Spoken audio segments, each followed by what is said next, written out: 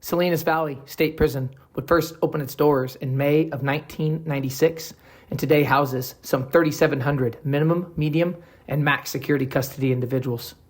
Back on June 7th, 2016, just after 11 a.m., on one of the prison's maximum security yards, two inmates would attack a third inmate with homemade weapons. Inmate Isaiah Williams, 38 years old, would be attacked by fellow inmates Andrew Berry, 51, and Rex Dicki, 53.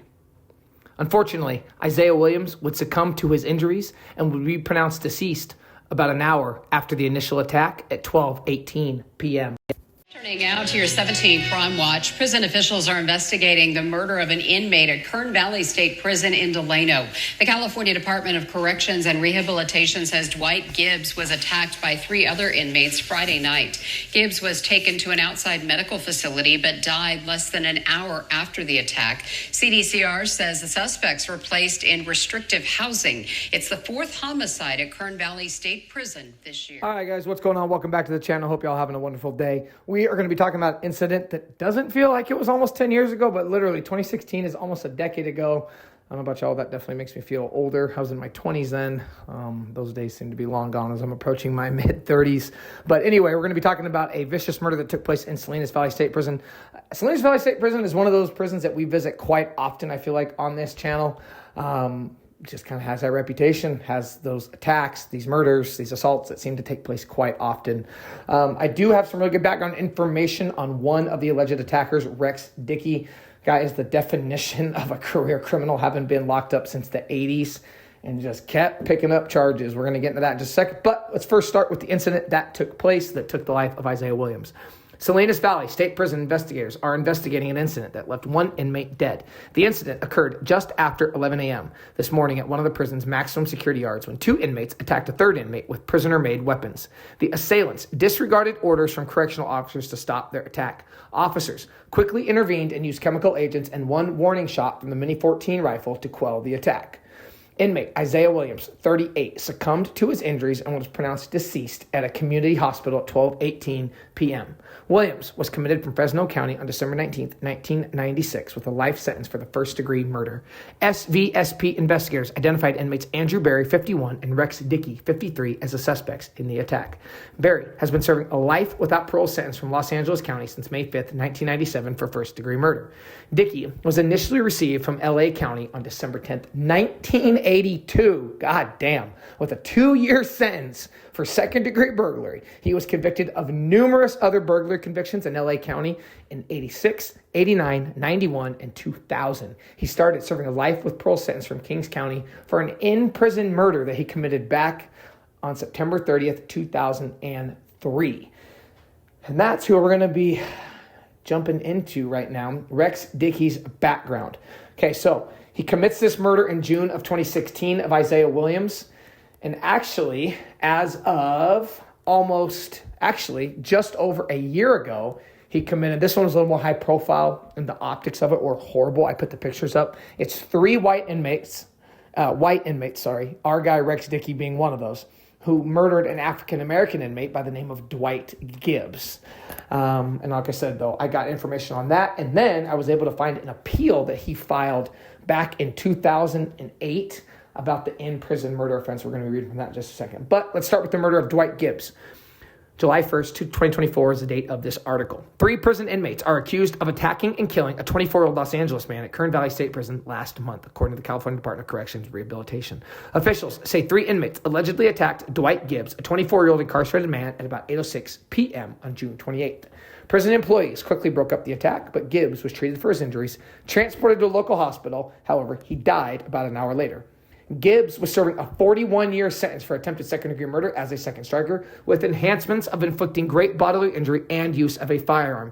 He was incarcerated at Kern Valley in January of 23, so he did not make it long. January 23 he goes, and about a year and 7 months later, his life is taken.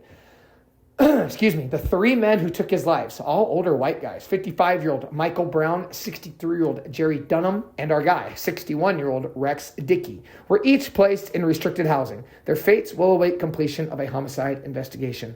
Officers found 3 prison-made weapons at the scene of the attack. That's brutal, man. You got 3 guys attacking 1 guy. Each of them has a weapon. That's wild. Brown was convicted on first-degree murder charges in 1997. Both Dunham and Dicki have been convicted for assault as inmates. No word on possible motive. So basically what that says is Dicki, like we talked about just a minute ago, a very, very lengthy, not just, criminal rap sheet on the street, but it almost gets worse the more time he did behind bars within California's prison system. Okay, now, going back even further in time, this is an appeal that he filed back in November of 2008. And this is just the background. So remember, there's going to be some legal jargon that I'm going to be reading from. Might sound a little weird to some of you, but again, this is an official court paperwork that was filed on his behalf.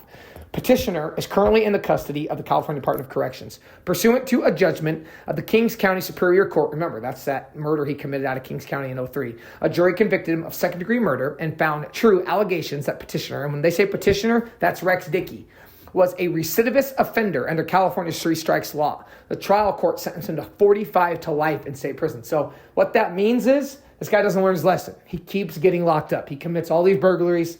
Pick a decade, Rex is committing a burglary. Then he gets locked up. Pick a decade, damn near Rex is committing murder now while locked up. So he checked all the boxes on the boxes you don't want to check for your chances of getting out. 3-strike offender, recidivism rate. He's a violent inmate. That's how you end up getting 45 years, and they basically denied his appeal. But these are facts of the case for this when he got convicted in 2003. On June 26, 2001, Rex Dicki, an inmate in the secured housing unit at Corcoran State Prison, stabbed his cellmate, Brian Geisler, mortally wounding him. Check this out, guys. 28 blows to the back, chest, and left arm.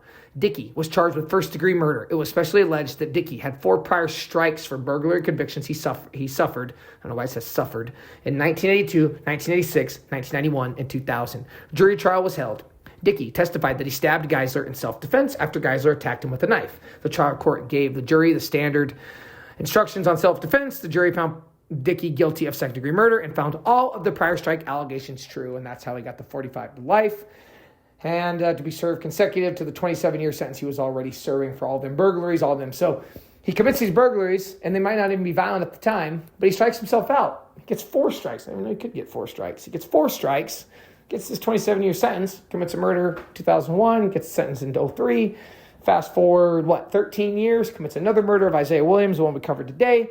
And then 8 years later, he commits another murder of Dwight Gibbs. Crazy story. Let me know what you guys think in the comments below. Until next time, you already know what it is. And really quick, before we check off, go get the help, guys. It's worth it. Go get sober. I'm telling you, sober is the way to go. Not being corny, not being lame. Nothing better than having your family back in your life, having a job, having a career, earning money, doing your own thing. As a man, you stand on your own 2 feet. You never want to ask for help. And I'm telling you, sober will absolutely do that. And when I say never ask for help, I mean is in the sense of you can make it on your own once you get sober. Go out and get help getting sober. Go get a sponsor. Go to meetings. Go to treatment. I didn't mean it like that. What I'm talking about is when you get all that, when you get the gift of sobriety as a man, then you're able to stand on your own and not need to borrow money from mom or grandma or your friends or like me. I was borrowing money with no intention of ever paying it back. And if you've been through the battle of addiction, you know what I'm talking about. I would borrow money, and the people that were giving me money, loved ones, they knew they were never getting it back. And I would swear up and down I was going to pay them back. I promise, man, I got you, bro. I got you, bro. You don't got nobody. You don't even got yourself because you can't see past the next fix, the next high.